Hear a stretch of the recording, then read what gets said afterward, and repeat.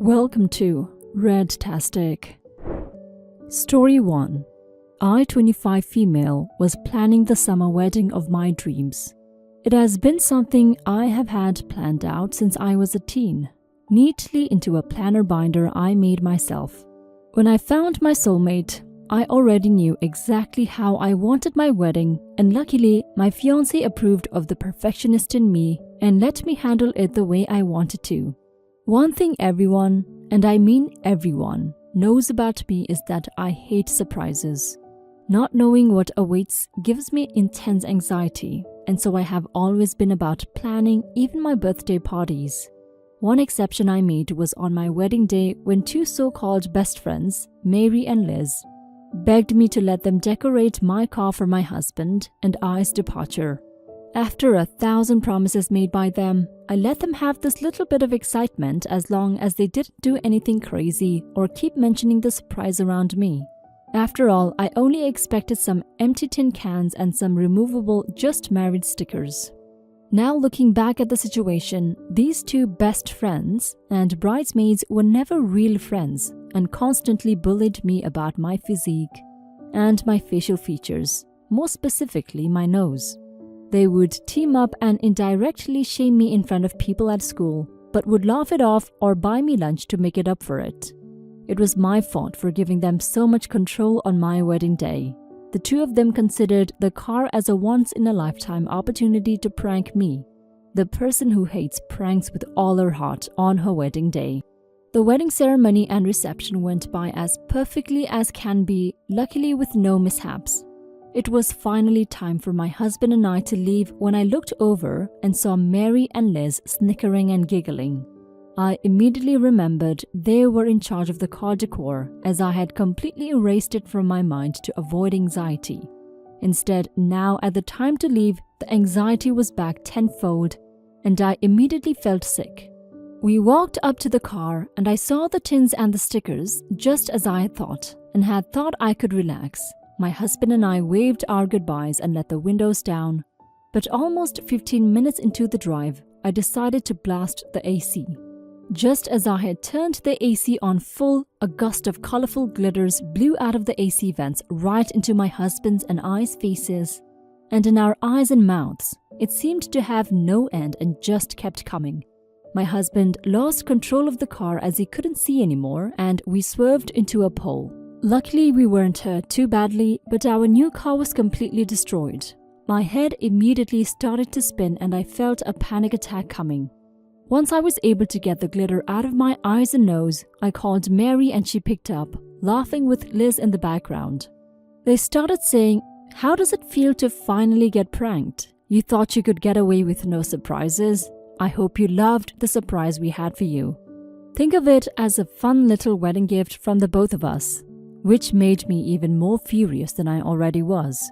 I told them what happened and that they better be there to take care of the damage themselves, including the cost of ruining my wedding gown, makeup and hair. Mary got quiet and told me I needed to relax and to call her after I had calmed down. That made my blood boil and I yelled at them while crying, telling them they ruined the one day of my life. I desperately needed to be perfect. I also yelled out they've never been real friends and that it was a mistake even inviting them to my wedding, and hung up. Once my husband and I were done with the insurance company and the cost of the damages, I emailed it to both Mary and Liz along with the bill for getting my wedding dress cleaned, and also sent them a message telling them if they do not pay, lawyers will be involved. Both Mary and Liz tried hard to get out of this situation, but I stood my ground and was willing to take this to court if I needed to. When they saw I wouldn't budge, they had no choice but to take a pretty big loan from the bank, and even had to take money out of their savings accounts. They paid off all of the damage they caused, but remained adamant it wasn't their fault. I didn't care what they said as long as I had my car fixed and my dress cleaned, as well as my husband's tux. Update. Mary and Liz tried making me look bad in our friend group by saying how uptight I am and how I couldn't even handle a joke. Everyone saw how wrong they both were and started excluding both Mary and Liz from night outs and parties. They both then tried spreading false rumors about my husband and me, and even went as far as to say my husband has affairs behind my back, and tried hitting on both Mary and Liz on my wedding day. Liz is now working full-time and even had to move out to a smaller apartment as she could no longer afford rent and pay off the loan at the same time. Mary is working 2 jobs and has no friends anymore since everyone now finally sees what kind of a friend she is. Maybe all they needed was some sweet karma to show them that being horrible friends isn't going to get them anywhere. Especially if they can break your trust the one time you trust them without hesitating in the slightest. I'm sorry about what happened at your wedding, OP. Liz and Mary sound like a-holes and I'm glad you made them pay for what they did. You and your husband almost got into a really bad accident. They played such a dangerous prank on you, and it couldn't have been at the worst time. It was your wedding day and you didn't need pranks that could have the life of you and your partner. Your other friends are smart to not take their sides and see them for exactly what they are. Hopefully Mary and Liz have learned a lesson or two from this. Story 2. I am a teenage girl and was born when my mom was 18. I see my dad like 3 days a year at Christmas. My dad doesn't want me as much as he wants his other kids, but I try not to take it personally. My stepdad, been in my life since I've been 4, is really nice to me. But I don't think he would care if I didn't exist. But he makes my mom and little brother, my mom's and stepdad's biological kid, so happy and does a lot for me. And for that he means everything to me. My mom's pregnant again and this time I have a little sister. I'm just a little nervous, but my stepdad hasn't said anything about having his first daughter. So I really do appreciate him being sensitive to me, even though I don't think he considers me to be his daughter. My mom is excited for another daughter too and has been shopping for clothes and putting together a nursery with me because I'm really good at art and I'm painting a mural for my sister. She keeps saying things to me like, I am so grateful to be able to give all this to the baby that I wasn't able to give you, and that she is blessed that she doesn't have to do this alone, and that she's really excited to see my stepdad be a dad again. I know I'm being selfish, so please don't think low of me because I want my mom to be happy. But when she says things like this, I feel like I'm worthless and that I'm a burden. And I feel bad for feeling bad because I want my mom to have a good life. And she at least stuck around because she could have left me like my dad did. Painting is really therapeutic to me, so I've been hiding away painting the nursery. At dinner today, my mom asked me why I've been so quiet, and I told her about my feelings. And she got sad and my stepdad had to comfort her.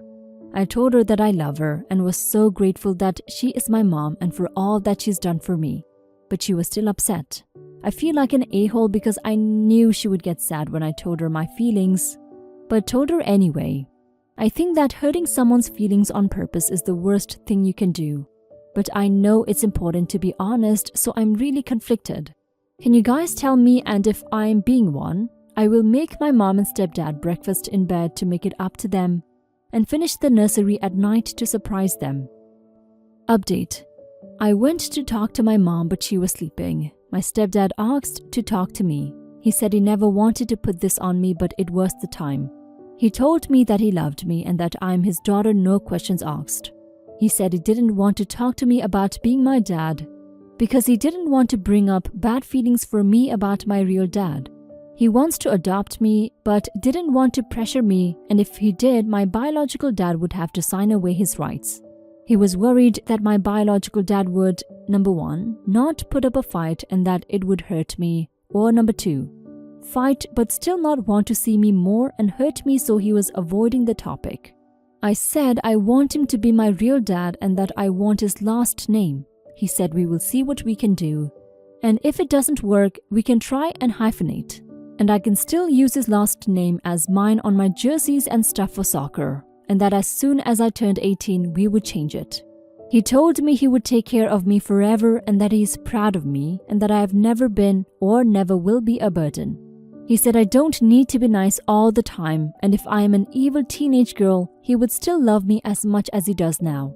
I talked to my mom this morning and she said she wasn't mad at me and just mad at herself. She told me she wishes she could have given me more, and I told her that she gave me more time with her and that was enough for me. She said she had no idea how to be a mom when I was born and doesn't know how I turned out to be so good. But she's happy. She said I've never been a burden and that I'm the best that happened to her. Also, my mom and dad called my biological dad this morning and he agreed to sign away his rights. I got a little sad and cried a lot, and I don't know why because I wanted him to sign them away. But my mom and stepdad hugged me a lot, and we are going to have a party tonight with both my mom's family and dad's family.